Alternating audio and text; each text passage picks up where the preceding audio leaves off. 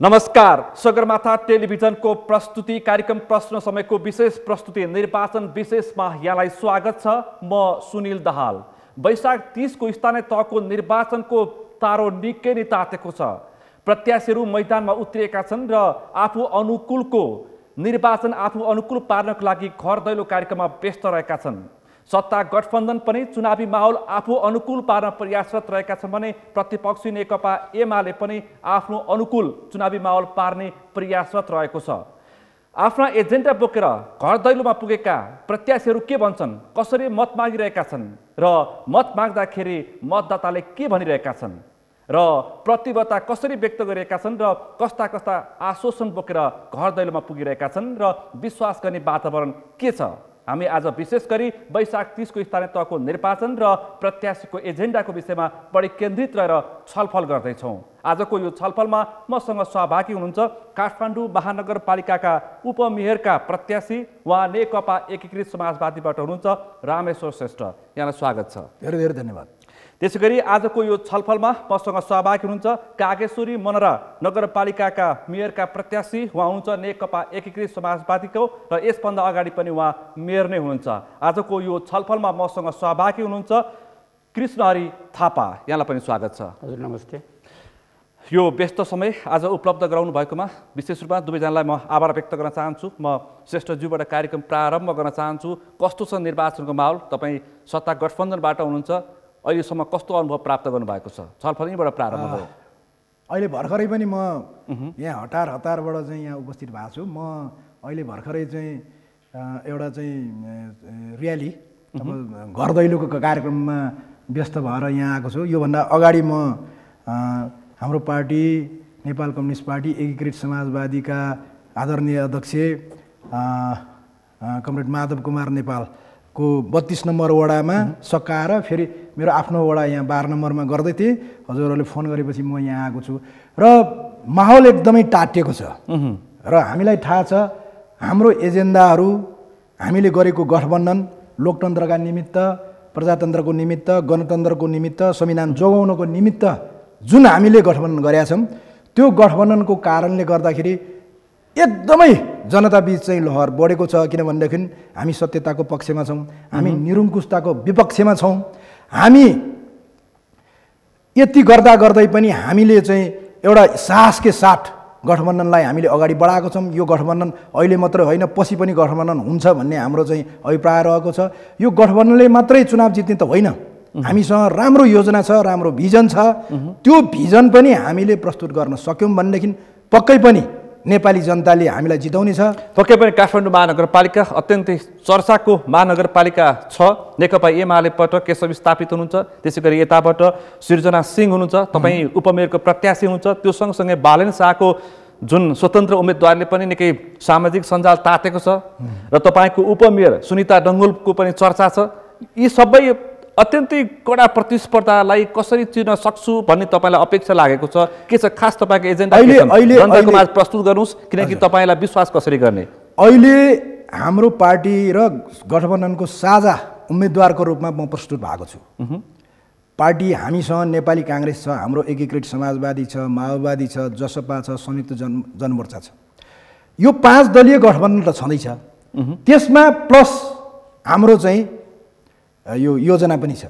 हाम्रो योजना के हो त भन्दाखेरि अहिले हामीले प्रस्तुत गर्ने योजनामा नम्बर 1 मा तपाईँहरूको टेलिभिजन मार्फत म भन्न चाहन्छु, हाम्रो यहाँ सुशासन छैन। सुशासन यो यसलाई सायद हामी अङ्ग्रेजीमा चाहिँ गुड गभर्नेन्स भनेर भनिन्छ। यो सुशासन पटक्कै छैन। यो हाम्रो महानगरपालिकामा त झनै छैन। यो यहाँ चाहिँ अब हामी कोही सेवाग्राही जाने बेलामा चाहिँ आज हुने कामलाई पर्सि आऊ भन्ने, भोलि आऊ भन्ने, अथवा चाहिँ 15 दिन लगाइदिने, 10 दिन लगाइदिने, पैसा खायो भने तुरन्तै गरिदिने जुन प्रवृत्ति छ त्यसलाई हामी अन्त्य गर्न चाहन्छौँ। मेयरका प्रत्याशी सृजना सिंहसँग पनि मेरो मतलब वार्तामा मैले भनेको छु, हाम्रो एजेन्डाको मूल एजेन्डा भनेको सुशासन। सुशासन भएन भने जनताले पत्याउनेवाला छैन। हामी गइसकेपछि पनि यदि जनतालाई हामीले सुशासन दिन सकेन भनेदेखि जनताले हामीलाई फेरि पनि पत्याउनेवाला छैन। त्यसो भएको कारणले गर्दाखेरि हामी जितिसके पश्चात हामीले महानगरपालिकाको मूल ब्यानरमा सुशासनयुक्त महानगरपालिका गुड गभर्नेन्स भएको महानगरपालिका सबै वडाहरूमा हामीले चाहिँ यो सुशासनयुक्त वडा, यो सुशासनयुक्त गुड गभर्नेन्स भएको वडा भनेर चाहिँ ब्यानर राख्नेछौँ। यहाँ तपाईँलाई कोही कसैले घुस मागेमा तपाईँले निर्वाचित हुने अवसर प्राप्त गर्नु यो एजेन्डा तपाईँ सुशासन कमिसन बिचौलिया भ्रष्टाचार मुक्त काठमाडौँ महानगरपालिका बनाउने प्रतियोगिता व्यक्त गर्नुहुन्छ। अरू एजेन्डामा पनि म तपाईँसँग आउँछु। 1 नम्बर तपाईँको एजेन्डा छ। थापाज्यू, तपाईँ दोस्रो पटक फेरि प्रयास गर्दै हुनुहुन्छ। कागेश्वरी मनोहरा नगरपालिका जो काठमाडौँ उपत्यका पछाडिको महानगर पछाडिको अर्को महत्त्वपूर्ण नगरपालिका हो। तपाईँ नेकपा एकीकृत समाजवादीबाट प्रतिस्पर्धा गर्दै हुनुहुन्छ। तपाईँको यसभन्दा अगाडिको कार्य सफलता पनि राम्रैसँग मूल्याङ्कन भएको थियो। अबको प्रतिस्पर्धा कसरी गर्दै हुनुहुन्छ? सर्वप्रथम त म अहिले भनौँ नेपाल कम्युनिस्ट पार्टी एकीकृत समाजवादीबाट गठबन्धन बाहिरबाट म उठाएको छु। एउटा म एक्लै चुनाव जित्छु भनेर पनि उठाएको छु। हाम्रो नगरपालिकामा चाहिँ यो 5 दलीय गठबन्धन छैन। अहिले तपाईँको नेकपा एमाले छुट्टै होइन, नेपाल कम्युनिस्ट पार्टी एकीकृत समाजवादी छुट्टै, काङ्ग्रेस र माओवादीको चाहिँ अब गठबन्धन छ र अर्को चाहिँ राप्रपाको छ होइन। मेरो चाहिँ के भने 5 वर्षमा होइन मैले जुन चाहिँ काम गरेँ, मैले के भनेर गरेको छु भने घोषणापत्रमा उल्लेख गरे भन्दा बढी काम हामीले गरेका छौँ होइन। त्यहाँ अहिले मेरो चाहिँ च्यालेन्ज भनेको चाहिँ तपाईँको हाम्रो पार्टी नयाँ पार्टी होइन। अब यो पार्टीले चाहिँ तपाईँको कागेश्वरी मनोहरा नगरपालिकाको मेयरले राम्रो काम गरेको बापतमा चाहिँ मलाई टिकटमा उभ्याएको छ होइन। अब जनता सामु हामी चाहिँ खडा भएको छौँ। अब यो चाहिँ कस्तो हुन्छ भने अहिले मलाई चाहिँ मान्छे चिनाइरहनु पर्दैन होइन। कागेश्वरी मनोहरामा हजुर कृष्णहरि थापा भनेर चिनाइरहनु पर्दैन। मेरो कामले पनि चिनाउँछ र पार्टीभन्दा तपाईँ बढी परिचित हुनुहुन्छ, चिनाएको छ। अब मेरो चाहिँ चुनाव चिन्ह चाहिँ अहिले कलम भनौँ न होइन। अब म 30 वर्ष एमालेमा चाहिँ बाट लडेँ। 54 सालमा चाहिँ तपाईँको गाविस अध्यक्ष भएर चाहिँ 5 वर्ष काम गरेँ। अहिले 74 देखि 59, 74 वैशाख के अरे जेठ 10 गते मैले शपथ ग्रहण खाएर जुन नगर प्रमुख होइन, म नगर सेवकको रूपमा भनेर मैले जुन काम गरेँ र त्यो मैले शपथ ग्रहण खाँदा पनि यो 100 दिनमा भनेर कार्यक्रम घोषणा गर्नुहुन्छ धेरै चाहिँ विजयी उम्मेदवारहरूले। मैले 100 दिनमा केही पनि गर्न सकिनँ। मेरा 1800 दिनमा केही काम गरेर देखाउँछु भन्ने जुन प्रतिबद्धता गरेको थिएँ त्यो गर्न सकेँ होइन। त्यो गरेरै मूल्याङ्कन गरेर पार्टी ल्याएको छ र अब मतदाताले पनि मलाई त्यो विश्वास गरेर जिताउनुहुन्छ भन्ने आशा छ होइन। र मैले अहिले घर दैलो जुन चाहिँ सुरु गरेको छु होइन। मेरो बिहान अब वडाबाट चाहिँ हामीले अहिले 9 वटामा चाहिँ उम्मेदवारी दिएका छौँ मेरो सहित होइन। वडामा बिहान बेलुका उहाँहरूले चाहिँ हाम्रो चाहिँ चुनाव चिन्हको प्रचार गर्नुभएको छ। र म र्यालीमा चाहिँ अहिले जुन घर दैलो कार्यक्रममा मैले झन्डै 5 वडा सकेँ होइन। तपाईँको वडा नम्बर 9, तपाईँको वडा नम्बर चाहिँ 7 होइन, 6 होइन, अनि तपाईँको वडा नम्बर चाहिँ 5, आज वडा नम्बर 1 होइन। यसरी गर्दाखेरि चाहिँ मैले जुन पहिला चाहिँ 2074मा चाहिँ म चाहिँ चुनावी उसमा गएको थिएँ त्यही नै आवाज पाएको थियो। त्योभन्दा राम्रो छ। त्यस कारण सबैले भनौँ न सपोर्ट गर्ने खालको हुँदाखेरि चाहिँ म चाहिँ ढुक्क अब निर्वाचनमा चाहिँ मेरो पक्षमा आउँछ भन्ने चाहिँ आजसम्मको माहौलमा म यहाँ चाहिँ भनौँ न यहाँलाई जानकारी पनि गराउन चाहन्छु। त्यस कारण म चाहिँ अब दोहोऱ्याउन कारण कसैले सोच्छन् सुन्नुहोस् होइन। त्यो प्रश्न पनि उठेको छ, किन दोहोऱ्याउने जहाँ गठबन्धन हुन सकेको छैन, किन कृष्णहरि थापा प्रतिस्पर्धामा उभिए, पार्टी नयाँ छ भन्ने प्रश्न उठिरहेको छ। पार्टीमा मैले यसलाई कसरी तपाईँ चिर्न सक्छु भने त्यो क्षमता राख्नुहुन्छ? पार्टीमा म आकाङ्क्षी जुन टिकट पाउनुभन्दा मैले आकाङ्क्षी गर्ने मैले गरेका कामहरू त्यसलाई फिनिसिङ गरौँ भन्ने कुरा एउटा मेरो कुरा हो होइन। एउटा चाहिँ अहिले हाम्रो संविधानले पनि 2 कार्यकाल मेयरमा उठ्न पाउने भनेर गरेको छ होइन। त्यो 2 कार्यकाल गर्न पाउने जस्तो अब अर्को कार्यकाल चाहिँ कन्टिन्यू गर्न नपाउने भन्ने पनि छ नि त होइन। अब त्यो खालकोले चाहिँ अहिले म आकाङ्क्षी भएको र मेरो कामको देखेर जुन चाहिँ टिकट पाएको छु त्यसमा चाहिँ म आफूलाई गौरव पनि ठान्छु। र म चाहिँ चुनाव भनौँ न दोहोऱ्याउनको कारण चाहिँ मेरा केही योजनाहरू छन्। अब त्यसलाई मैले भोलि भनौँ न डे 1 देखि काम गर्न सकिन्छ होइन। त्यो खालले पनि वास्तवमा मैले चाहिँ आकाङ्क्षी भएको। मेरो त्यो आकाङ्क्षा पार्टीले पुरा गरेछ। तपाईँको जुन नगरपालिकामा गोठाटार, मूलपानी, डाँसी, भद्रवास, आलापोट, गागलफेदी जुन गागलफेदी जस्ता अब यतिसम्म भनिन्छ कि काठमाडौँ उपत्यकाभित्रको सानो कर्णाली समेत भरेर त्यसरी समेत त्यसलाई व्याख्या गरिन्छ। तर त्यहाँसम्म तपाईँले सडक पुर्याउनु भएको छ। अहिले त्यहाँ समेत अहिले बस्ती विस्तार भएको छ र सहरीकरण भइरहेछ। तपाईँको प्रतिपक्षले समेत तपाईँको थोर बहुत प्रशंसा गरेको अवस्था छ र तर गठबन्धनले तपाईँलाई समस्या दिन्छ भनेर त्यस्ता किसिमका प्रक्षेपणहरू पनि भइरहेछ। तपाईँको पार्टीबाट निर्वाचित हुने कुरा एउटा कुरा हो र स्थानीय तहमा चाहिँ तपाईँको पार्टीभन्दा पनि व्यक्ति हेरिन्छ। हामीले पनि के गर्नु निर्वाचित भइसकेपछि पार्टीभन्दा माथि उठेर नगरको चाहिँ जुन काम गरेको सफलता हुन्छ। वडा नम्बर 1 यहाँले गागल भन्नुभयो होइन। हाम्रो सबैभन्दा ठुलो क्षेत्रफल भएको चाहिँ गागल हो। पहिलाको गागल गाविस थियो, वडा नम्बर 1 होइन। त्यसै गरी तपाईँको आलापोट 2 अनि भद्रवास 3 गागल ठुलो यस मानेमा पनि हामीले गागलमा पनि विकास देखाउन सकेका छौँ। वडा नम्बर 1 देखि वडा नम्बर 9 सम्म समानुपातिक रूपले विकास गरेकोमै अहिले चाहिँ त्यसको प्रशंसा भयो हो। हामी कहाँ तपाईँको त्यो बेला पनि एमालेबाट जित्दाखेरि 37 जना चाहिँ नेकपा एमालेको हामी निर्वाचित थियौँ, 13 जना नेपाली कङ्ग्रेस हुनुहुन्थ्यो होइन, त्यहाँ अन्य पार्टीको थिएन। यो 50 जनालाई मिलाएर लान सक्नु हाम्रो कुनै पनि मिटिङमा कहिले पनि वाद विवाद भएन, मौखिक पनि भएन, सहमतिमा हामीले काम गऱ्यौँ। र अर्को कुरा चाहिँ तपाईँको अहिले हामी यहाँ के छ भने 2 करोडको प्रोजेक्ट छ भने त्यसलाई 25 लाख छुट्याउने 50 लाख छुट्याउँछ नि, त्यो हामीले गरेनौँ। हामीले त्यसलाई कर्मा गर्दै योजना 2 करोड गर्दा 2 नै करोडको हामी ठेक्का लगाउँछौँ, अथवा चाहिँ उपउताली गर्ने योजना होस् अथवा केही होस्, त्यो कर्मिक रूपमा उता काम हुँदै जान्छ, पैसा दिन्छ। त्यो दिगो विकास भन्ने त्यो एउटा हामीले लक्ष्य ल्याएको छौँ होइन। दिगो विकासको लक्ष्य लिएको भने अहिले कागेश्वरी मरा नगरपालिकामा काम देखेको हो। तपाईँ जस्तो पैसा छर्ने हुन्छ नि 2 लाख 5 लाख छर्ने कुरा त्यस्तो खालको हुँदैन। हामीले सुरुमै सिस्टम बनायौँ। कागेश्वरी मरा नगरपालिका 9वटा वडालाई हुन त महानगरले गरेछ, 9वटा वडालाई 15 करोड रुपियाँ हामीले विनियोजन गऱ्यौँ पहिला। 15 करोडमा 1 करोड सिलिङमा दियौँ, 9 करोड भयो। 6 करोड रुपियाँलाई हामीले त्यसलाई चाहिँ तपाईँको पपुलेसनको आधारमा, तपाईँको भूगोलको आधारमा, पपुलेसनको आधारमा 40, भूगोलको आधारमा 30, राजस्व उठेकोमा 30 गर्दाखेरि कोही चाहिँ वडाले 2 करोड पाउने, ठुलो वडाले ठुलै रकम पाउने, सानो वडाले सानै रकम पाउने। त्यसमा हाम्रो कहिले पनि वाद विवाद, त्यो सिस्टमले त्यो वडाको आवश्यकता वडा अध्यक्षज्यूहरूले गर्ने। र पछि हामीले सबै टेन्डरमा ठुल्ठुला योजना गर्न थालिसकेपछि त्यो पनि हामीले घटाएर पछि 9 करोडमा ल्यायौँ होइन। 9 करोडमा 50-50 सिलिङ राख्यौँ, वडा अध्यक्षहरू सन्तुष्ट हुनुभयो, काम देखिएको छ। त्यस कारण त्यो खालकोले चाहिँ दिगो विकासको लक्ष्य लिएको पूर्वाधार विकासमा एकदम हामीले जोड दियौँ। तपाईँको त्यसमा बाटोहरू पक्कै पनि तपाईँले सडक पिच चाहिँ यो गागलफेदी जुन सानो कर्णाली भनिन्छ त्यहाँसम्म तपाईँले सडक पिच गरेर पुर्याउनु भएको छ। सडक तपाईँले सडक विस्तारमा तपाईँका सबैका तपाईँ प्रशंसक पनि बन्नुभएको छ। टोल टोलमा घर घरमा तपाईँ टोल टोलमा पनि पुग्नुभयो। अहिले निर्वाचनको माहौलमा दौडिनु भएन कि तपाईँ 5 वर्षभरि नै तपाईँ प्रत्येक वडामा जानुभयो। त्यसकारण मैले चाहिँ अहिले तपाईँलाई अलिकति जनस्तरबाट अपेक्षा छ, तर माधव कुमार नेपालको आफ्नै क्षेत्रमा किन समाजवादीले गठबन्धन गर्न सकेन भन्ने प्रश्न तपाईँलाई गरिरहेको छ। किन भन्ने कुरा चाहिँ अब त्यो मैले त्यसमा भनिनँ होइन। माधव कुमारको क्षेत्र हो र गठबन्धनको पहिलो बुदामा पनि म पर्छु होइन।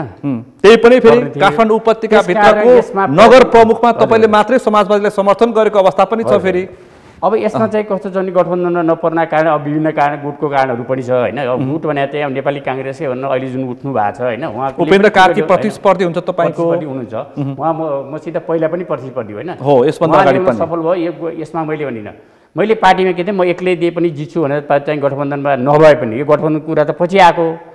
गठबन्धनले हामीलाई केही अल्मलाएको छ, तर अब हाम्रो चाहिँ रफ्तार लिइसकेको छ।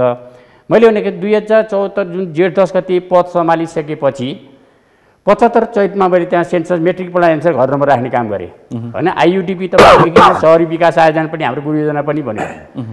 अब त्यो 77 साउन 1 गतेदेखि मैले टोल टोलमा मेरो हुने कार्यक्रम ल्याएँ। वडा नम्बर 1 देखि वडा नम्बर 9 सम्म, 1 गतेदेखि 9 गतेसम्म। 1 गते बिहान 7 बजे वडा नम्बर 1 मा गयो, त्यहाँ 10-11 बजीसम्म सबै घुम्यो, योजना हेऱ्यो, योजना समावेश गर्ने कुरा गऱ्यो, त्यहाँ मतदाता भेट्ने अथवा चाहिँ भनौँ न होइन नगरवासीलाई भेट्ने काम मैले गरेँ। त्यो मेरो एकदम पपुलर पनि रह्यो। त्यसले मलाई धेरै कुरा वडा अध्यक्षभन्दा पनि मेयरलाई, यो कुनै पनि मेयरले चाहिँ त्यो कार्यक्रम ल्याएर त्यो मेरो आफ्नो कार्यक्रम हो। सायद काठमाडौँ उपत्यकाभित्रका कुनै पनि त्यसले मलाई धेरै कुरा सिकायो। अहिले पनि भन्छ अब धेरै मान्छेले के भन्छ नि अब अर्को मेयरले आएर के काम गर्ने पनि भन्नुभयो, सुनिन्छ कुनै होइन। अब त्यो होइन, धेरै काम छन्, भित्रीहरू काम छन्, कामहरू धेरै छन्। तर पूर्वाधार विकासमा चाहिँ हाम्रो अब चाहिँ 10-15 करोडको टेन्डर निकाल्नु बाटो भने छैन। 80% काम चाहिँ बाटोको सकिसकेको छ। पुँजीगत खर्च तपाईँले कतिसम्म गर्न सक्नुभयो? अहिले पुँजीगत खर्च त तपाईँको अघिल्लो पटक त यो 5 वर्षभित्रमा कति प्रतिशत सक्नुभयो? 73% मैले खर्च गरेको छु अघिल्लो पटक होइन। त्योभन्दा पहिला कोभिडले गर्दा हामी 35% मात्रै गएका छौँ, पुँजीगत त सम्भव थिएन। तर एउटा राम्रो कुरा चाहिँ के छ भने अहिलेको पटक पनि 5औँ नगरसभाले 2 अरब 5 करोडको बजेट चाहिँ हामीले छुट्यायौँ। 2 अरबको 5 करोड 1 अरब 50 भनौँ न के अरे 55 करोड चाहिँ हाम्रो चाहिँ पुँजीगत खर्च, झन्डै 75% चाहिँ % भनौँ न पुँजीगत खर्च छ। अनि तपाईँको 50 करोड चाहिँ हाम्रो चालु छ होइन। अहिले मैले आउँदा पनि अहिले पनि खातामा 62 करोड पैसा चाहिँ तपाईँको छ, हाम्रो योजना चालु छ होइन। अब यसमा पैसाकै कुरा गर्ने हो भने तपाईँको अब टोटल मैले हिसाब गरेँ 56 करोडबाट सुरु भएको मेरो 2074 असार 28 गतेदेखि 30 गतेसम्म पहिलो नगरसभा गर्दाखेरि 56 करोडबाट सुरु भएको मैले चाहिँ अहिले 2 अरब 5 करोडमा त्यसलाई इन्डिङ गरेँ। टोटल बजेट मैले कति काम गर्छु भने गर्दाखेरि चाहिँ मैले 7 अरब भनौँ न 7 अरब बजेट होइन। कागेश्वरी मनोरमा तपाईँले 7 अर्बको 7 अर्ब 5 वस्तु वर्षमा गरेर जनतालाई दिइसक्नु भएको छ 5 वर्षमा 5 करोड तपाईँको 5 अर्ब भनौँ न होइन के अरे 25 करोड चाहिँ हाम्रो विकास बजेटमै छुट्याएर छ रकम होइन अहिले हामीले बाँकी प्रशासनिक खर्चमा पनि जान्छ अरू 1 करोड 75 चाहिँ अब तपाईँको चालु भने चाहिँ अहिले शिक्षकहरूको तलब स्वास्थ्यको तलब कृषिको प्रशासनिक खर्च सबैमा जान्छ त्यो होइन त्यस कारण हामीले करको दायरा बढाएर अथवा चाहिँ हाम्रो एउटा अहिले यो चाहिँ यसको एउटा ब्युटी भनौँ न तपाईँको स्थानीय तहको ब्युटी कागेश्वरी मनोरञ्जन नगरपालिकामा नगरवासीसित हामीले लिएको कर त्यही नै खर्च हुन्छ त्यो कहीँ बुझाउनु पर्दैन रजिस्ट्रेसन पासको कुरा होस् हामीले लगाएको करको कुरा होस् होइन त्यस कारण मेरो पारदर्शिता मेरो आफ्नै फेसबुकमा प्रत्येक महिनाको पहिलो हप्ता आम्दानी यति खर्च यति प्रगति विवरण यति त्यो मैले सार्वजनिक गरेको छु सुन्नुहोस् होइन तपाईँले सामाजिक सञ्जालमा पनि सार्वजनिक गर्दै अरू पनि थुप्रै प्रश्न छ एकैछिन रामेश्वर श्रेष्ठज्यू अब तपाईँ भन्नुहोस् कि तपाईँलाई अत्यन्तै धेरै अब यतिसम्म सामाजिक सञ्जालमा सुन्यो कि नेकपा एमालेका उपमेयर जो मिस नेवा पनि हुन्छ उहाँको मात्रै चर्चा भयो गुमनाम छन् रामेश्वर श्रेष्ठ भनेसम्म तपाईँले सुन्नुभयो होइन अब कसरी जनतामाझ तपाईँ प्रस्तुत हुनुहुन्छ यो पनि तपाईँलाई अर्को एउटा सबैले चाहिँ त्यो किसिमको टिप्पणी गरिरहेका छन् यस्तो अब म नेपाल कम्युनिस्ट पार्टी एकीकृत समाजवादीको केन्द्र कमिटीको सदस्य महानगरको अध्यक्ष एमाले फुटेको अवस्थामा तपाईँ उपमेयरको म चाहिँ हाम्रो पार्टीको अब गुमनाम भयो भन्ने चर्चा कसरी चल्यो त भन्दाखेरि यो जुन सामाजिक मिडियाहरू हुन्छ नि त्यो मिडियाहरूमा अब जो मेरो प्रत्याशी भनेर भनिया छ उहाँ चाहिँ पहिल्यै चाहिँ मेयरको प्रत्याशी हुनुहुन्थ्यो 6 महिनादेखि उहाँको चर्चा परिचय भएको थियो तर मेरो त चर्चा परिचय भएको थिएन हाम्रो पार्टीले लास्ट आवरमा डिसिजन गरेर मलाई उपमेयरको प्रत्याशी भनेर भनिएको थियो त्यसपछि चर्चाको जुन क्रम छ चर्चाको जुन चाहिँ यो सामाजिक मिडियामा चर्चाको क्रम चर्चाको चाहिँ जुन पिरियड छ त्यो त छोटो भयो मेरो हो छोटो पिरियडमा म चर्चामा आएँ नि छोटो पिरियडमा अनि मानिसहरूले के भन्नु थाले भनेदेखि छोटो पिरियडमा कसरी यो मान्छे आयो होइन कसरी चर्चामा आयो छोटो पिरियड भनेर भनेको छ छोटो पिरियडमा पनि यतिको चर्चा हुनु यो ठुलो चान्चुने कुरो चाहिँ होइन समय मेरो चर्चा भएको मेरो उम्मेदवारी दर्ता भएको त कति भएको थियो र अहिलेको ब्याक गर्ने हो भनेदेखि त 10 दिन पनि भएको छैन होला कतै मेयरको र उपमेयरको चर्चै चर्चा कतै काठमाडौँ महानगरपालिकाको उपमेयरको चर्चै छैन होइन सवाल यस्तो देखियो काठमाडौँ महानगरपालिकाको हाम्रो पार्टीको तर्फबाट गठबन्धनको तर्फबाट अहिले त चर्चा भएको छ नि अहिले नाम प्रस्तुत भएपछि त चर्चा भएको छ नि त्योभन्दा अगाडि त कसरी चर्चा हुन्छ त्योभन्दा अगाडि त म आएकै थिएन मेरो चाहिँ दाबी प्रस्तुत मात्रै भइरहेको थियो पार्टीले डिसिजन गरेको थिएन गठबन्धन हुनै भएकै थिएन त्यो भएको कारणले दोकचुक थियो पर्छ कि पर्दैन भन्ने थियो एउटा कसको भागमा पर्छ पार्टीको भाग त भाग्यदय चिठा जस्तो परेको छ त्यसो भएको कारणले गर्दाखेरि छोटो पिरियडमा यो चर्चा भएको पनि ठुलै कुरो हो हैन हजुरहरूले मान्नुपर्छ यो ठुलै कुरा हो छोटो समय चर्चा भयो महानगरपालिकाका वासी अथवा महानगरवासीले कसरी विश्वास गर्ने अघि तपाईले करप्सनको कुरा उठाउनु भयो त्योभन्दा बाहेक पूर्वाधार विकासदेखि लिएर काठमाडौँ महानगरपालिकामा 5 वर्ष विद्या सुन्दर साकेले के गरे भनेर आजभरिसम्म सामाजिक सञ्जालमा खोजी भइरहेछ अहिले उठेको छैन पानीको समस्या छ ढलको समस्या छ अहिले जुन उपमेयरको चाहिँ उम्मेदवार भनेर चाहिँ जुन एमालेले प्रस्तुत गरेको छ नि अब उहाँ एउटा नेकपा एमालेको साधारण सदस्य पनि होइन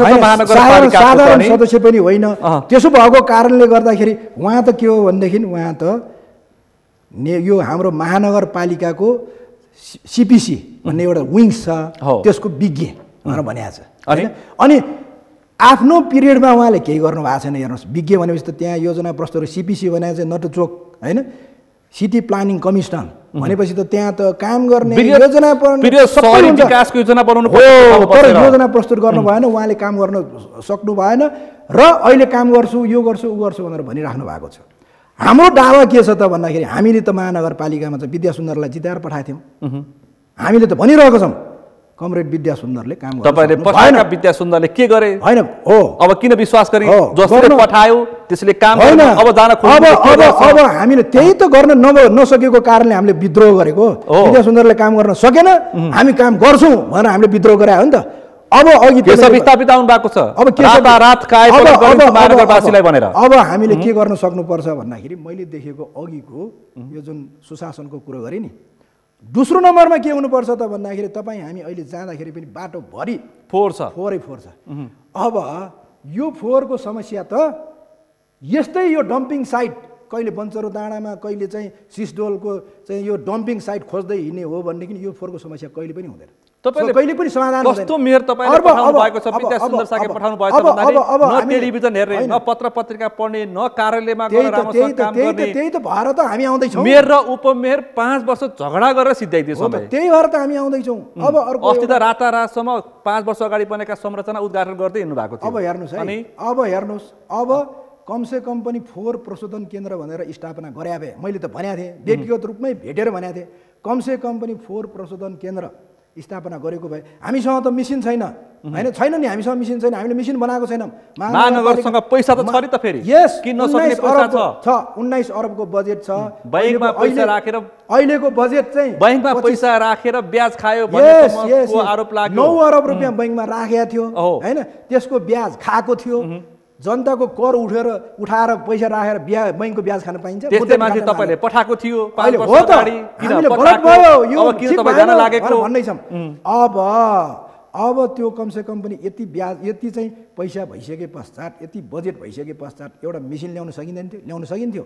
प्रश्न तपाईँलाई पनि हो, मलाई प्रश्न तपाईँलाई पनि हो, होइन मलाई प्रश्न हो, भनेर मलाई पनि प्रश्न हो। तर गर्न सकेन भनेर भनेका छौँ नि, विद्रोह गरेको यो मान्छेले गर्न सकेन, हामी गर्छौँ भनेर भन्यौँ नि, हामीले गर्छौँ भनेर भनेका छौँ। यहाँ बजेट छ, गरोस् भनेर त हामीले त प्रेसर पनि गरेको, गर्न सकेन।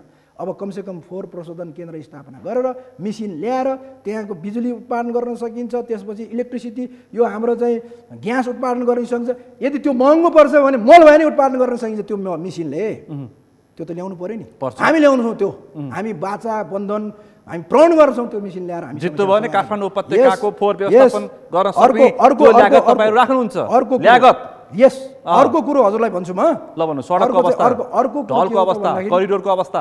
अहिले हाम्रो पार्टी नेपाल कम्युनिस्ट पार्टी एकीकृत समाजवादी, हाम्रो टार्गेट भनेको समाजवाद हो, होइन।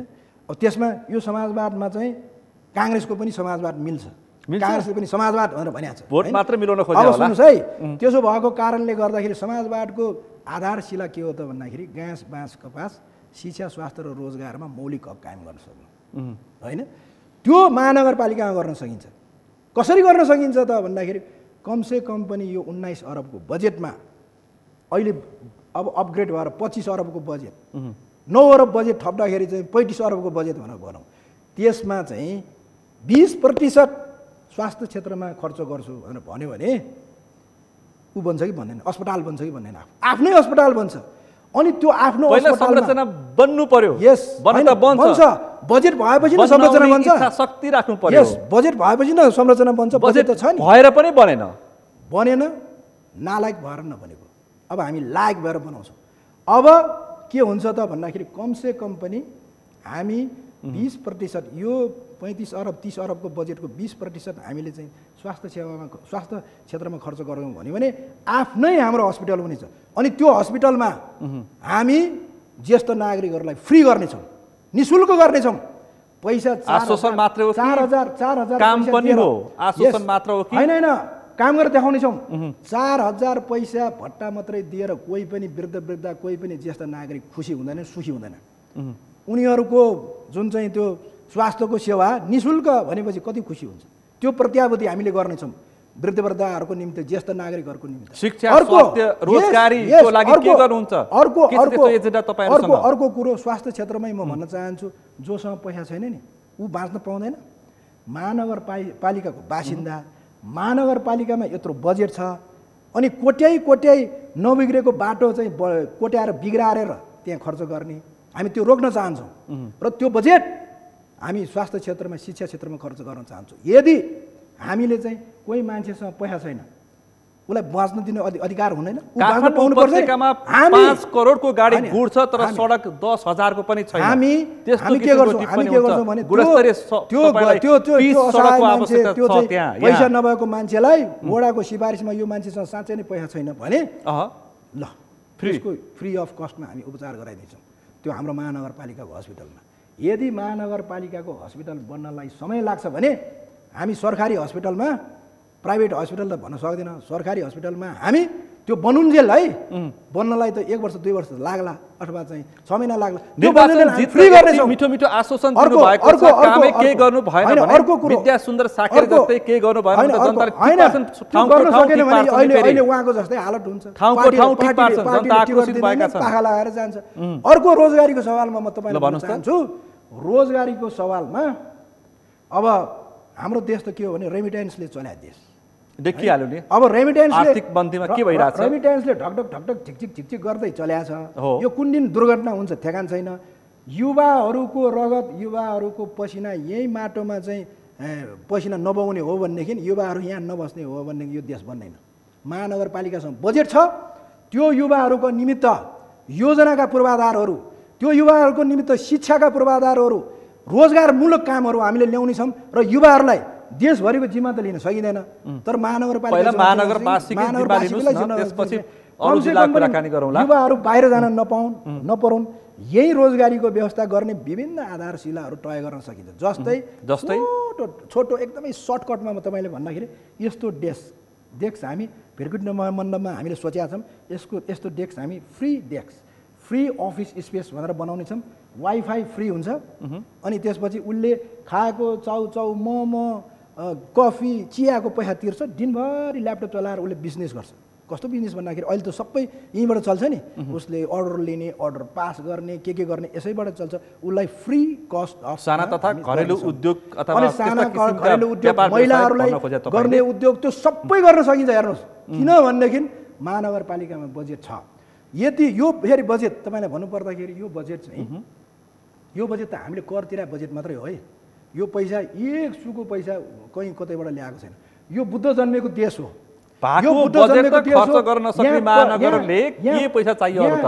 यहाँ पशुपतिनाथ यहीँ छ यहाँ बुद्ध यहीँ छ संसारले माया गर्छ यो ठाउँलाई संसारले माया गर्छ नेताले माया गर्दैनन् के यहाँका जनतालाई राम्रो नेताले माया गर्छ अब फटालले पाखण्डी नेताले माया गर्दैन यहाँ माया गर्छन् संसारले माया गर्छ संसारले माया गरी पश्चात पैसा त आउँछ होला केशव स्थापितको 101 कार्यक्रम छ खोइ तपाईहरुको त 10-12 वटा पनि देखेको छैन किन छैन र खोइ त एजेन्डा हेर्नुस् हाम्रो घोषणा पत्र हेर्नुस् 101 भित्ता भरि केशव स्थापितले टास्क हिँडेका छन् यसरी योजना हामीले ल्याउन सक्यो भने घाँस बाँस कपास शिक्षा स्वास्थ्य र रोजगारमा एउटा क्रान्तिकारी चाहिँ कदम हुनेछ अर्को कुरो तपाईलाई भन्नै पर्दाखेरि हामीले महानगरपालिकामा के गर्न सकिन्छ अर्को भन्दाखेरि हामी सबै एक न एक दिन चाहिँ वृद्ध हुनेछौँ बुढाबुढी हुनेछौँ ज्येष्ठ नागरिक हुनेछौँ हैन अहिलेको समस्या यहाँ के छ त भन्दाखेरि काठमाडौँ महानगरपालिकाभित्र कोही पनि मान्छेहरू घरमा बस्दैनन् बुढाबुढीहरू मात्रै बस्छ घरमा आफ्नो नाति नातिना त्यसपछि छोरा बुहारी सबै कि आफ्नो काममा जान्छ स्कुल जान्छ कलेज जान्छ बुढाबुढीहरू घरमा बसिराख्नु पर्ने अवस्था म चाइना गएको बेला मैले देखेको थिएँ यो ज्येष्ठ नागरिक चाहिँ यो डे केयर सेन्टर खोल्नै पर्छ सरर गाडी लिएर आएर बसमा आएर ज्येष्ठ नागरिकहरूलाई त्यहाँ राख्ने त्यो ज्येष्ठ नागरिक सेन्टरमा लगाएर चाहिँ दिनभरि राख्ने आफ्नो मनको बह आफ्नो चाहिँ साथी सँगीसँग यसभन्दा 5 वर्ष अगाडि मैले त्यो त झनै छैन 5 वर्ष अगाडि विद्या सुन्दर साकेसँग पनि मैले यस्तै अन्तर्वार्ता गरेको थिएँ उहाँले काठमाडौँमा यस्ता किसिमको यस्ता मिठा योजना सुनाउनु भएको थियो कि मेट्रो रेल देखि मोनोरेल त्यो मेट्रो रेल मोनोरेल सबै चाहिँ उ गरे हो पार्क स्मार्ट सिटी अहिले ढल रहित सुन्दर काठमाडौँ हरिबला परा काठमाडौँ भने के भन्नु भएको थियो के भन्नु भएको थियो अनि हाम्रो उसबाट यो मेट्रो रेल मोनो रेल अथवा चाहिँ यो के अरे समुद्रमा चाहिँ हामी चाहिँ नेपालको झन्डा हालेर चाहिँ पानी जहाज कुडाउँछौँ भनेर भनेको छैन भन्ने स्थिति नै छैन नि घरमा ग्यासको पाइप राखेर रामेश्वर श्रेष्ठज्यू भन्ने स्थिति नै छैन नि विगतको काम केही भएको छैन अनि के भने भनेदेखि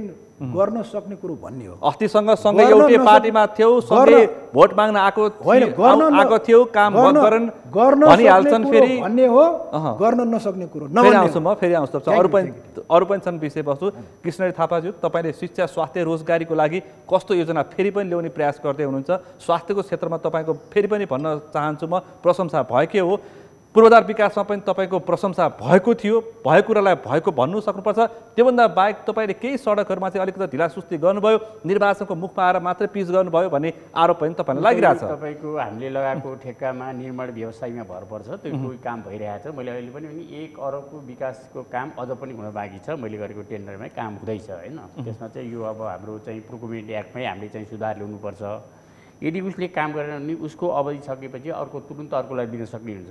अब यहाँ त अर्कोलाई दियो भने उसले चाहिँ तपाईँको चाहिँ मुद्दा हाल्न सक्ने के सक्ने छ नि, त्यसले गर्दा कामै हुँदैन। त्यो कारणले अहिले निर्माण व्यवसाय अनुसारै चलेछौँ हामी क्या। पहिला हामीले योजना ब्याङ्क बनाएको छौँ, त्यो योजना ब्याङ्क अनुसार हाम्रो चाहिँ तपाईँको अर्को वर्ष काम गरी टेन्डर पनि हामी निकाल्दै जान्छौँ होइन। त्यो 3-4 महिना तपाईँ टेन्डरकै टाइम लाग्छ। अब राम्रो चाहिँ पऱ्यो भने हुन त अब मका अहिले चाहिँ तपाईँको एउटा नमुनाको उप रहेछ 53 करोडको बिल्डिङ तपाईँको गत वर्ष पुसमा गरेको, यो पुसमा चाहिँ तपाईँको 7 तला ढलान भएर पनि बनिसकेको छ। नगरपालिकाको भनौँ न भवन। हुन त बाटोमा चाहिँ समस्या छ, बाटोको चाहिँ छुट्याउनेदेखि लिएर जोरपाटीदेखि साङुसँगको बाटोको समस्या त धेरै पटक तपाईँले खेप्नु पर्यो नि। केन्द्रको बजेटको बाटो अथवा आयोजना हो त दुःख चाहिँ तपाईँले पाउनु पर्यो, किनकि ठाउँ ठाउँमा तपाईँलाई जनताले घेरे होइन। त्यो बाटो वास्तवमा चाहिँ पब्लिकली चाहिँ अब त्यहाँ हामीले पानी हालिदिँदा पनि चाहिँ धुलो नओडोसन गर्दा चिप्लेर लड्ने यो धेरै समस्या पनि हो। यो चाहिँ सङ्घीय सरकारको बाटो हो भन्नु। तर त्यो बस्तीलाई हटाउनको लागि नगरपालिकाले त्यति प्रयास गरेन भनेर त्यो गुनासो पनि सुन्यो। के चाहिँ हो खास? त्यो बाटो हामी जानुभन्दा पहिला टेन्डर भएको 2 वर्षमा सक्ने भनेको चाबेलदेखि साकुसटक जम्मा 12.5 किलोमिटर हो। जम्मा 3टा, त्यसमा चाहिँ 3टा निर्माण व्यवसायलाई दिएको छ होइन। तपाईँको एउटा चाहिँ अब यो चुचेपाटीदेखि तपाईँको एउटा चाहिँ जोरपाटीसम्म एउटा, त्यो चाहिँ जोरपाटी पुलदेखि चाहिँ तपाईँको कागेश्वरीसम्म उकालो कान्तिपुरसम्म एउटा होइन। शङ्खरापुरसँग 3टा 4टा चाहिँ निर्माण व्यवसायलाई दिएको छ। अब यसमा चाहिँ तपाईँको बाटो हाम्रो फराक पारा घरको मुआवजा दियो, जग्गाको मुआवजा नदिएपछि मुद्दा हाल्नुभयो। अब सर्वोच्च अदालतले चाहिँ सामान्य अदालतले चाहिँ के निर्णय गर्यो भने यदि सार्वजनिक हितको लागि व्यक्तिको सम्पत्ति प्रयोग हुन्छ भने त्यसको मुआवजा दिनुपर्छ, डिक्लेयर निर्णय भयो। अब राज्य त्यो नदिने, सुन्नुहोस् हामीले त्यहाँ गएर जबरजस्ती गर्ने भने त हामी पनि मान्नु पर्ने भयो एउटा कुरो। मैले त अझ के भनेको थिएँ नि, नेपाल सरकार भनौँ अथवा सडक विस्तार आयोजनालाई तपाईँले यो ठेक्का तोडिदिनुहोस्, 1 वर्षमा म पिच गरेर देखाउँछु पनि भने। हामी करोडौँ रुपियाँ गरेका छौँ, त्यो गर्न नसकिन्छ होइन। तैपनि अहिले 70% काम सकेको छ। अब अहिले पिच चाहिँ जुन सानथली हो मेरै नगरपालिका हो, जहिले पनि टेन्सन थली क्षेत्र विशेष गरी मैले अस्ति पनि फेस गरेँ। अब मान्छेले गाली गर्नु स्वाभाविक हो, स्थानीय नगरपालिकाको मुखमै छ बाटो बिग्रेको बाटो बन्न सकेको। अब यसलाई धेरै पटक गरे। अब हाम्रो त अब यहाँ मैले नामै लिनुपर्छ, बालकृष्ण थापा, उहाँले काङ्ग्रेसको नेता पनि हुनुहुन्छ, उहाँ चाहिँ अहिले निर्माण व्यवसाय उपाध्यक्ष पनि हुनुहुन्छ। अब यस्तो भएपछि हुन्छ भने निर्माण व्यवसायले पनि तपाईँको त्यसले प्रोजेक्ट गराएको छ कि छैन हेर्नु पऱ्यो नि त होइन। अहिले आएको प्रोक्युरमेन्ट एक्ट पनि ठिक छैन। अहिले छ 10 लाखसम्म कोर्ट नगर्ने भनेको चाहिँ अब हामीलाई चाहिँ उपभोक्ता समितिबाट चाहिँ तपाईँको प्रोक्युरमेन्ट एक्टमा 1 करोडसम्म गर्न सक्ने भनेको छ। अब अख्तियारले के छ 64 विधामा मेसिन प्रयोग गर्न पर्ने, मेसिन प्रयोग गरेर के काम हुन्छ अहिले काठमाडौँमा आधुनिक युगमा आएर 5 करोड कि 10 करोडसम्म पुर्याउने निर्णय भएको छ नि त मन्त्री परिषद। त्यो 10 करोड भने तपाईँ 10 करोडसम्म भनेको चाहिँ तपाईँको यो होइन श्रम शक्ति प्रयोग गर्ने भनेर अर्थमन्त्री भाषण गरिरहनु भएको छ होइन। यो चाहिँ तपाईँको पुरातत्व विभाग भनौँ न त्यस्तो खालको चाहिँ मठ मन्दिर काम गर्ने ठाउँमा चाहिँ तपाईँको ठेक्का लगाउन नपाउने, 10 करोडसम्म चाहिँ गरेर पाउने, त्यो ताची इँटा पनि नचिन्ने ठेकेदार हुनुहुन्छ, त्यसमा चाहिँ मिस्त्री लगाउनु पनि काठको काम हुनुपर्ने, त्यो खालकोलाई गरे हो। अन्यलाई चाहिँ 10 करोडसम्म उपभोक्ता समितिसम्म होइन त्यो होइन। त्यसमा अब उपभोक्ता समिति भन्दा त्यो हो। अब मैले भने शिक्षामा हामीले के गर्यौँ भन्दाखेरि हामीका चाहिँ 91वटा स्कुल छ, 16वटा तपाईँको सामुदायिक स्कुल छ। हामीले पहिला त्यसको चाहिँ एउटा समिति बनाएर अध्ययन गऱ्यौँ, त्यसको चाहिँ प्रतिवेदन ल्यायो, सरकारी स्कुललाई इम्प्लिमेन्ट गर्नुपर्छ भनेर पुरै पावर अहिले हामीले दिएको छैन। हामीले शिक्षक सरह गर्न सक्दैन, शिक्षक काज सरह त्यही मात्रै हुन्छ। हामीले स्कुल बस दिएका छौँ। अब निजी स्कुल र तपाईँको चाहिँ सामुदायिक स्कुल र चाहिँ संस्थागत विद्यालयलाई हेर्ने दृष्टिकोण एउटै भनेर हामीले पहिलो उसमा पनि घोषणा गऱ्यौँ। एसिईमा टप ल्याउनेलाई हामीले 1 लाख पुरस्कार पनि राख्यौँ। सङ्घीय सरकारले त्यो हटाएको थियो। सामुदायिक हजुर स्कुललाई हेर्ने दृष्टिकोण महानगरले एउटै राख्यो, नगरपालिका एउटा, किनभने त्यो नगरपालिकाले विशेष गरी प्राइभेट सेक्टर स्कुलमा पढ्ने विद्यार्थी भाइ बहिनीहरू पनि त्यही हाम्रा नगरवासीका छोराछोरी हुन् होइन। अब चाहिँ तपाईँको सामुदायिक स्कुल सरकारी स्कुलमा पनि त्यहीका अभिभावकका छोराछोरी हुन् त। त्यो शिक्षामा हेर्ने दुईटाले चाहिँ हामीले एउटै नजरले चाहिँ त्यसलाई निर्णय गऱ्यौँ होइन। र पक्कै पनि शिक्षा भनेको शिक्षा हो, व्यक्ति पढ्ने व्यक्ति नै हो, बालबालिका बालबालिका हो, तर त्यसलाई क्वालिटी ल्याउनु पर्छ भनेर हामीले यतापट्टि क्वालिटीमा ध्यान दियौँ। समाजवाद उन्मुख पार्टीको नेतृत्व गर्नुहुन्छ। स्कुल बस दियौँ हामीले, सुन्नुहोस् इसिडीदेखि कक्षा 5सम्म खाजा खर्च भने हामीले पैसै दिने गऱ्यौँ। तपाईँको किनभने हामीले सबैले दिन सकेनौँ, त्यहाँ खाजा दिँदाखेरि कोही हेर्ने कोही नहेर्ने भन्ने हुन्छ नि त होइन। त्यस कारण त्यो अभिभावकलाई हाजिर भएको दिनले विद्यार्थी पनि हाजिर होस् भने 20 रुपियाँ दरले पनि हामीले त्यसमा वडा मार्फत पैसा बाँड्यौँ होइन। स्कुलहरूको ड्रेस दिने कुरादेखि लिएर स्कुलहरूका अब भौतिक कुरा त अहिले कागेश्वरी मडल नगरपालिकामा हामीले चाहिँ तपाईँको अब नेपालकै दोस्रो भनौँ न, दरबार हाई स्कुलमा दोस्रो चाहिँ अहिले हाम्रो कान्ति भैरवा विद्यालय बन्दैछ। अहिले हामीले चाहिँ तपाईँको शिक्षामा चाहिँ पाठ्यक्रमदेखि ल्याउने कुरादेखि सबै कुरा गरेछौँ। र स्वास्थ्यमा चाहिँ तपाईँको कोभिड बागमती प्रदेशमा सबैभन्दा पहिला कोभिड हामी कहाँ देखिया हो, कागेश्वरी मडरा नगरपालिका यो काठमाडौँ जिल्लाको जुन चाहिँ 11वटा नगरपालिका छ, हस्पिटल नभएको नगरपालिका हाम्रो हो। हामी कहाँ जाँदाखेरि 5वटा तपाईँको स्वास्थ्य केन्द्र थियो, एउटा प्रसव केन्द्र थियो। त्यो प्रसव केन्द्रलाई हामीले कोभिडमा चाहिँ अस्थायी हस्पिटल खोल्यौँ। काठमाडौँको नामचल्या हस्पिटलले फिभर क्लिनिक गरेर त्यहाँ चाहिँ फिभर क्लिनिक खोल्यौँ हामीले। अब पछि दोस्रोमा पनि तपाईँ अक्सिजन चाहिँ भनौँ न चाहिँ सिलिन्डर ल्याएर गऱ्यौँ। अहिले हामीले चाहिँ त्यो जुन चाहिँ के घर घरमा पाइपलाइन भनेको छैन हामीले। अहिले हामीले अक्सिजन प्लान्ट 50 पोइन्टको अहिले अक्सिजन प्लान्ट हामीले त्यसमा राखेका छौँ त्यो हस्पिटलको लागि। अर्को चाहिँ त्यो सिलिन्डर रिफिल गरेर घर घर पुर्याउने त्यो हाम्रो प्लान्ट अब चाहिँ भनौँ न भइसक्यो होइन। भोलि यो चाहिँ दमका रोगीहरूलाई घर घरमा लाने जस्तो छ नि त। अहिले त कति चाहिँ तपाईँको कन्सन्ट्रेटर चलाएको छन्, त्यो गरेका छन् होइन। त्यो शिक्षा, स्वास्थ्य, कृषि, पशु सबैमा हामीले अब्बल काम गरेका छौँ। अब म तपाईँलाई चाहिँ त्यो कोभिडमा काठमाडौँको छेउनी भए पनि त्यहाँ कृषिको सम्भावित ठाउँ पनि भनिन्छ।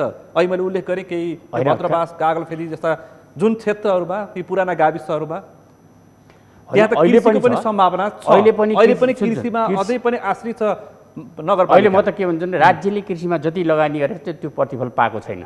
सुन्नुहोस् होइन, अहिले हामीले पनि पाएको थियो धानको बिउ आधा दिएर दिन्छौँ होइन। आलु भनौँको आलुको बिउहरू तपाईँको अब सिजन अनुसारको बिउ बिजन सिधै पनि दिन्छौँ। त्यो सबै कुरा अब ट्र्याक्टरदेखि ग्रुपमा चाहिँ धेरै कुरा हामीले पनि दिएको छ होइन। तर मैले भने काठमाडौँ उपत्यकामा चाहिँ अहिले जग्गा खण्डीकरण हुनेछ। त्यो खण्डीकरण चाहिँ सङ्घीय सरकारले रोक्नु पर्यो। अहिले पनि 2.5 आना जग्गा चाहिँ केटाकाट हुन्छ नि त। पक्कै पनि अब तपाईँको 4 नगरपालिकामा अत्यन्तै धेरै बस्ती विस्तार भएको नगरपालिकाभित्र पर्छ। खाली जग्गा कहीँ पनि देख्नु पाउँदैन। अहिले यतिसम्म सुनिन्थ्यो कि समाचार समय आएको थियो कागेश्वरी मनराभित्र एउटा टोलमा दिनमा 5वटा घर ढलान हुन्छ। त्यसरी तीव्र विकास भएको छ, बस्ती विकास जहाँ तर विशेष प्लानिङ चाहिँ छैन, अस्तव्यस्त छ। त्यसको व्यवस्थापन गभर्मेन्टको तपाईँको सबैभन्दा यो राम्रो ल्यान्ड पुलिङ होइन। काठमाडौँमा 4वटा सहर बनाउनु भन्ने इशानको एउटा हाम्रो भनौँ होइन हो। अब यो पूर्वी काठमाडौँ भनेर 1 लाख रुपियाँमा 5वटा नगरपालिका पर्छ नि त। अब त्यो जग्गाको डिपिआर बनाएर अहिलेसम्म 5 वर्ष लाग्यो। सुन्नुहोस्, जग्गा 3 वर्षको लागि रोका गर्यो।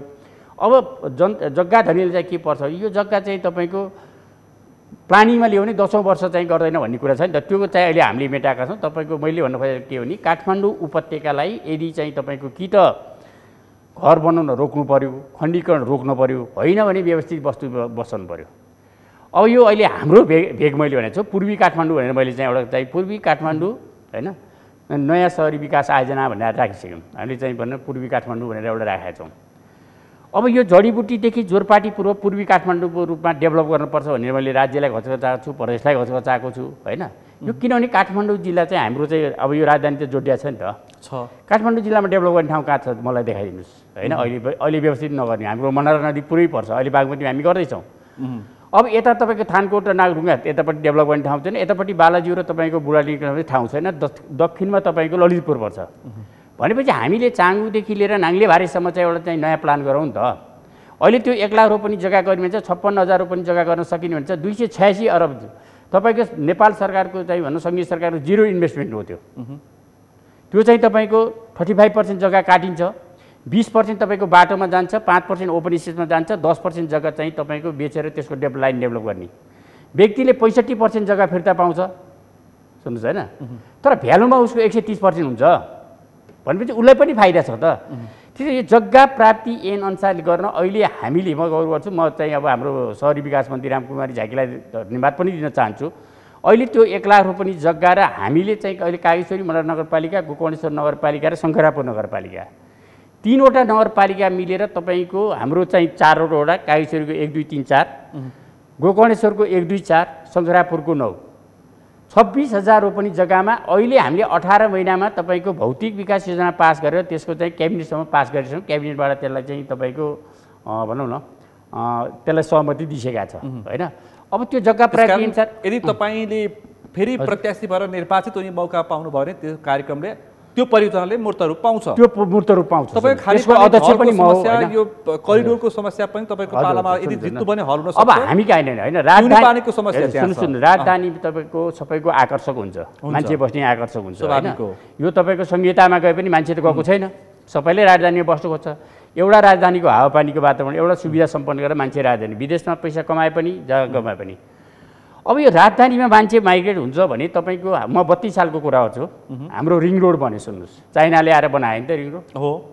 यो पूर्व किन चाहिँ पछाडि पऱ्यो भने त्यो रिङ रोड भने त गोलो हुन्थ्यो नि त। तपाईँको 7 दोपाटीबाट कोटेश्वर आएपछि चाहिँ मित्र पार्क आउने हो त। त्यो बेला के भयो एयरपोर्टलाई बाहिर पार्नुपर्छ भन्ने तपाईँ चाइनाको बेजिङमा मात्रै 5वटा रिङ रोड छ नि त छ आउट अफ रिङ रोड सुन्नुहोस्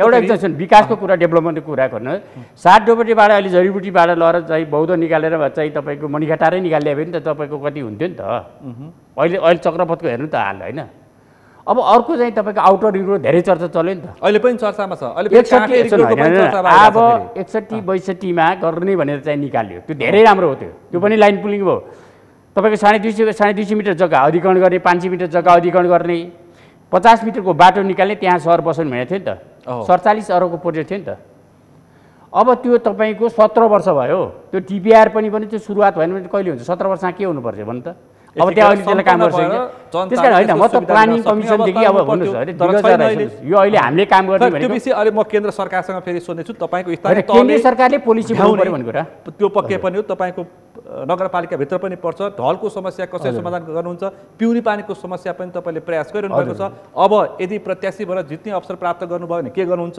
कति काम गर्नुभयो 5 वर्षभित्र पिउने पानीमा ढलमा करिडोरमा होइन अहिले हामीले तपाईँको गरेको चाहिँ सबै सुरुवात मैले फिनिसिङ भने नि अहिले तपाईँको काडागारी खानेपानी 32 करोडको प्रोजेक्ट हो त्यो नेपाल सरकारबाट अहिले नेपाल सरकारको तथ्याङ्कमा हेर्नुभयो भने संघीय सरकारको खानेपानी भने त्यो उहाँहरूको चाहिँ डाटामा छ तर त्यसमा 30 करोड हामीले खर्च गरिसक्यौँ होइन त्यो खानेपानी त हाम्रो सम्पन्न हुँदैछ अब हामी धारा बाँड्दैछौँ सुन्नुहोस् होइन अब अर्को रह्यो तपाईँको कोठाटार भैमाल खानेपानीलाई हामीले सहलगानीमा पारेका छौँ त्यो 89 करोडको प्रोजेक्ट हो त्यसमा 70% संघीय सरकारले हाल्ने तपाईँको 25% चाहिँ तपाईँको लोन लिने 5% उपदाल तत्काल अहिले त्यो चाहिँ 4 करोड पैसा जम्मा गर्नलाई अहिले रोक्या छ अहिले हाम्रो चाहिँ पद गएको अब हाम्रो कार्यकाल चाहिँ नभएको कारणले भनौँ न अब त्यो 4 करोडमा त्यो टेन्डर सुरु हुन्छ एउटा सुन्नुहोस् अर्को तपाईँको डाँची भद्रवास खानेपानी ठुलो खानेपानी छ त्यो पनि तपाईँको त्यस्तै 89 करोडको चाहिँ तपाईँको के अरे साना सहरी अर्बन प्रोजेक्ट हुन्छ त्यो पनि हामीले पास गरिसक्यौँ त्यो एडिबी फन्डिङ हुन्छ होइन त्यसमा मेलाम्ची आयोजना पुरा भएर मेलाम्ची थपियो भने तपाईँहरूले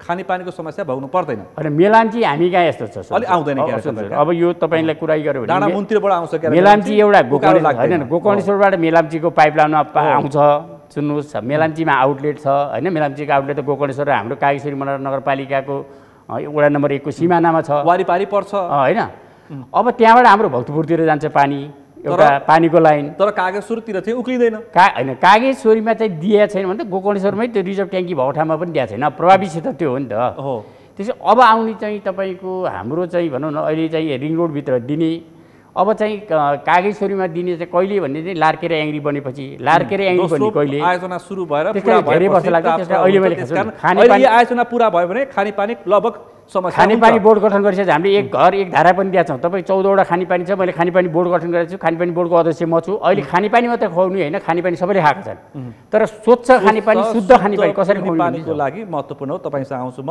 अब रामेश्वर श्रेष्ठज्यू तपाईँको मेयरको प्रत्याशीले फुटपाथको व्यवस्थापन गर्छु यो नै अहिलेको समस्या महानगरको समस्या फुटपाथको व्यवस्थापन गर्ने उहाँको पहिलो नारा त्यो छ मूर्त रूप पाउँछ सवाल यहीँ रहेछ हाम्रो त यस्तो फुटपाथको व्यवस्था कुनै हालतमा गर्नै पर्छ फुटपाथमा चाहिँ अब व्यापार गरेर खाने मान्छेहरू पनि धेरै छन् यहाँ होइन यो एउटा समस्या हो यो समस्या समाधान गर्नै पर्छ यदि फुटपाथमै व्यवसाय गर्न दिने हो भनेदेखि पनि महानगरको एउटा चाहिँ गरिमामा महानगरको चाहिँ आकर्षणमा कम त हुने नै छ पक्कै हुन्छ यदि यो फुटपाथको व्यवस्थापन राम्रोसँग गर्न सकेन भने महानगरको चाहिँ गरिमा घट्छ त्यो डेफिनेटली हो तर फुटपाथमा काम गर्ने मान्छेहरू पनि मान्छे नै हुन् उनीहरू पनि यहाँ जीवनयापन गरेका छ उनीहरूले काम बाध्य भएर चाहिँ उनीहरू फुटपाथमा व्यवसाय गरेका छ किन गरेका छ भन्दाखेरि भाडा तिर्न सकेका छैन खानु त पर्यो नि मान्छे रोजगारी चाहियो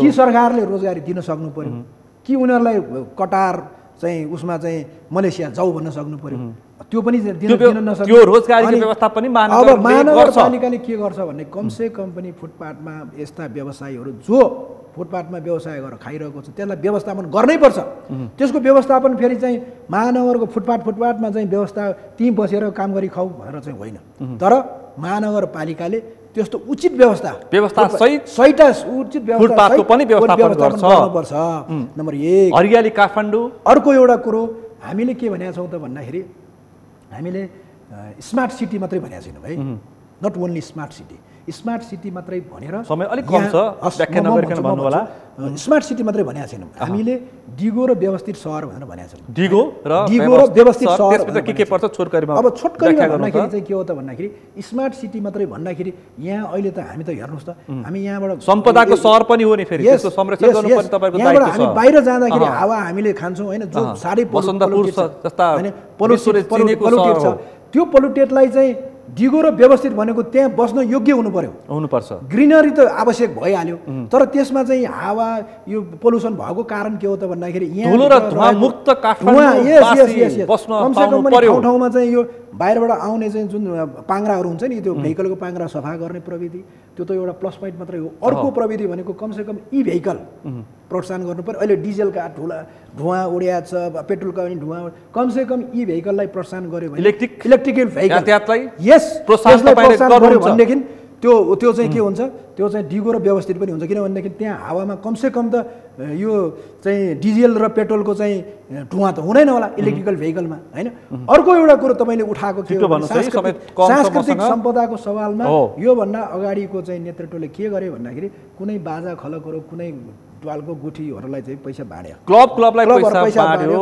घर घरमा पैसा बाड्यो व्यक्तिलाई पैसा बाड्यो त्यो गलत हो म भन्छु त्यो गलत हो के गर्न सक्नु पर्यो भन्दाखेरि कमसे कम पनि जस्तै हाम्रोतिर उतातिर ढिमे भनेर बाजा छ ढिमे बाजा न्याखी बाजा भन्ने छ गुला बाजा भन्ने छ हैन त्यो बाजा यदि साँच्चै नै संरक्षण गर्ने हो भनेदेखि त्यो ढिमे बाजाको न्याखी बाजाको गुलो बाजाको चाहिँ के गर्नु पर्यो त्यसको चाहिँ कोष खडा गर्नु पर्यो त्यहाँबाट रोजगार दिनु पर्यो तिनीहरूलाई सबैलाई हैन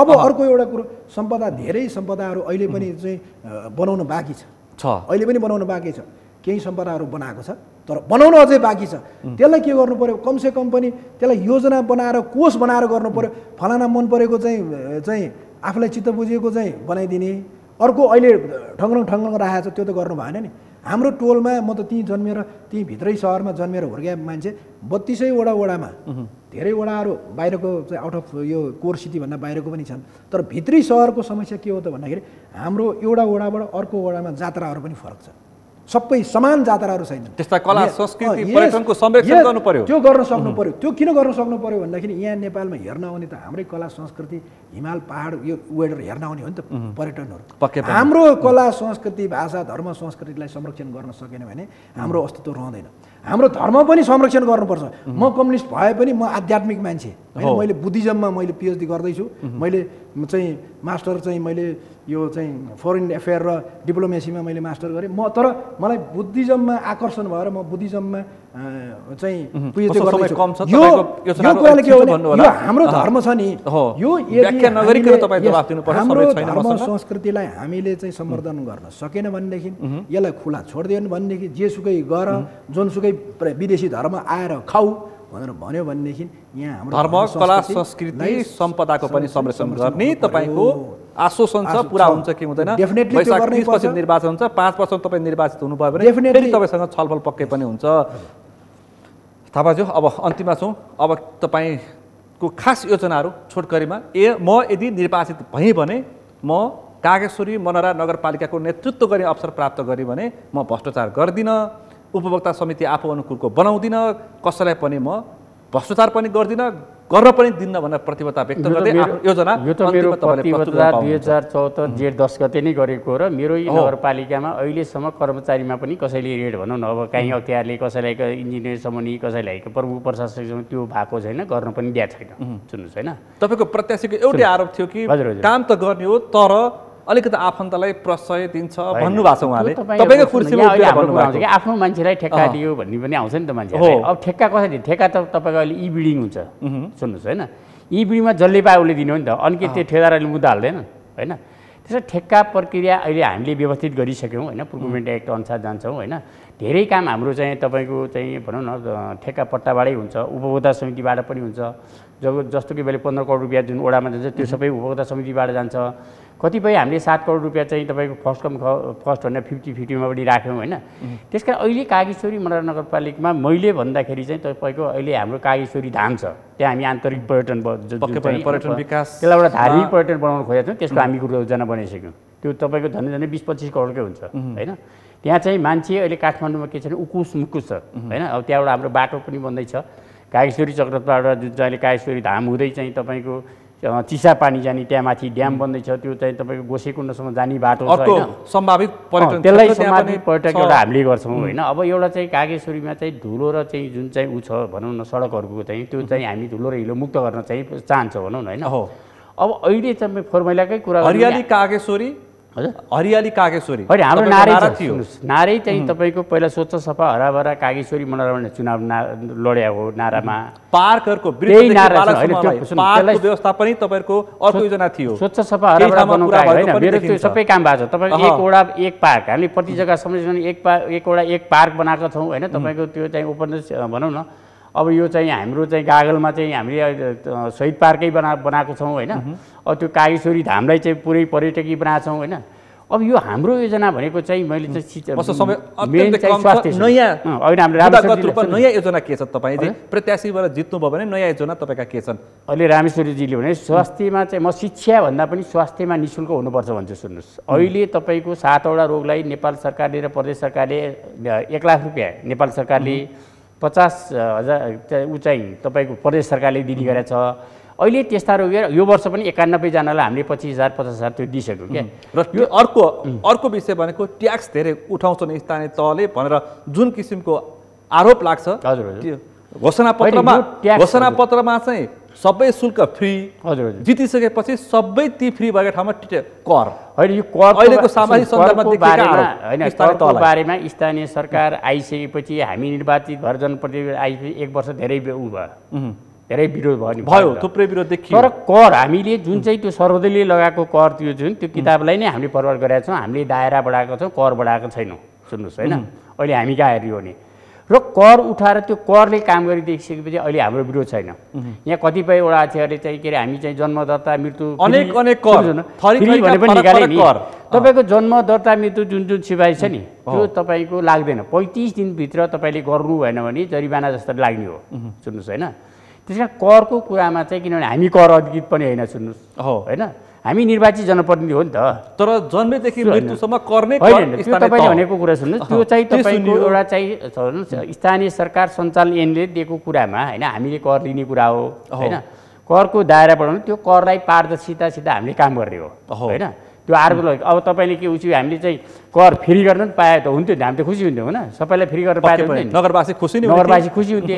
अनि हाम्रो सङ्घीय सरकारलाई हामीलाई चाहिँ हामी चाहिँ उठाउन सक्दैनौँ, तपाईँ पैसा मात्रै ल्याउनु भन्नु मिल्छ। हामीलाई चाहिँ सङ्घीय सरकारले पैसा उठाउँदाखेरि त्यहाँ उठ्या करको पनि मूल्याङ्कन गरेर हुन्छ। हामीले लिसा भएर नगरवासीको स्रोत र क्षमता अनुसार कर उठाउँदाखेरि हजुर सान्दर्भिक हुन्छ। तपाईँ यदि जित्नु भयो भने अन्तिममा तपाईँ त्यो गर्नुहुन्छ। एउटा कुरा सुन्नु न, यो करको कुरा म डिफाइ गर्न सक्छु।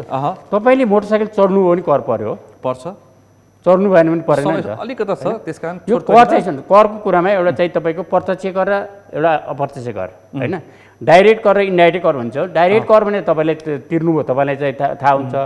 इन्डाइरेक्ट कर जुन सरकारले लगाएको छ त्यो कसैलाई मतलब हुँदैन। तपाईँले लगाएको चाहिँ कोर्टमा पनि तिर्या हुन्छ, तपाईँले लगाएको चाहिँ घडीमा पनि तिर्या हुन्छ, सबै पनि तिर्या हुन्छ। राज्यको दायित्व इन्डाइरेक्ट कर र डाइरेक्ट करमा केही आउँछ। त्यस कारण अहिले हामी कहाँ त्यो पनि छैन होइन। हामीले त्यो समस्या कागेश्वरीमा छैन। यदि जित्नुभयो भने त्यो समस्या हुँदैन। त्यो हामी एज इटमै जान्छौँ। भ्रष्टाचार पनि हुँदैन, हुन पनि दिनुहुन्न। हजुर हजुर रामेश्वर श्रेष्ठज्यू, भ्रष्टाचार पनि हुँदैन, हुन पनि दिन्न, कर पनि लगाउँदिन। जथाभावी कर उठाएको कर जनताको अघि मैले स्पष्ट काममा लगाउँछु। अन्तिममा सुशासन नम्बर 1 त्यो त भइसक्यो। धेरै व्याख्या गरिसक्नु। यसरी भ्रष्टाचार करको विषय उठाए मैले, गर्ने कर भनेको छ। एकदम करले कर लगाउनु हुँदैन। अघि उहाँले पनि भन्नुभयो कर गरेर कर लगाउनु हुँदैन। तर आवश्यक केही कुरा करमा अथवा सक्ने नगरवासीलाई बनाएर कर उठाएर विकास गर्नु होला।